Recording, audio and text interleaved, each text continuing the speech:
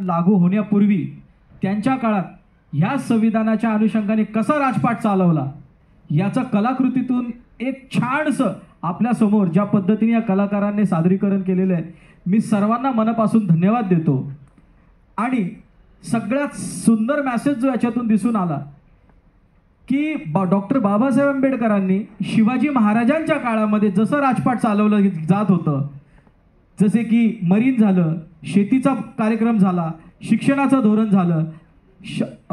नेचरच्या संदर्भातला काय विषय झाला, ह्या सगळे धोरणं आपल्या ह्या संविधानाच्या फंडामेंटल ड्युटी आणि फंडामेंटल राईटमध्ये दिलेलं आहे। आणि आपण we the people of India, आपण सर्वांनी यांनी जो त्यांच्या कलाकृतीतून इतक्या मेहनतीने सादरी करून आपल्या समोर जी गोष्ट सांगितलेली, इथून जाताना एक कायद्याचा अभ्यासक म्हणून आणि संविधानाचा संरक्षण म्हणून मला फक्त तुम्हाला इतकंच सांगायचं आहे की आपण इकडनं जाताना आपण ह्या देशासाठी, ह्या समाज व्यवस्थेसाठी यांनी जी मेहनत घेतलेली आहे त्याला सकारात्मक प्रतिसाद करण्यासाठी आपण आपल्या लेवलवर काय करू शकतो, एवढा प्रत्येकाने इथून जाताना जर मूळमंत्र मनाशी बांधला आणि फक्त बांधून नाही तर त्यांनी जर कार्यान्वित करण्याचा प्रयत्न केला तर नक्की ह्या कलाकारांना आणि ह्या नाटकाला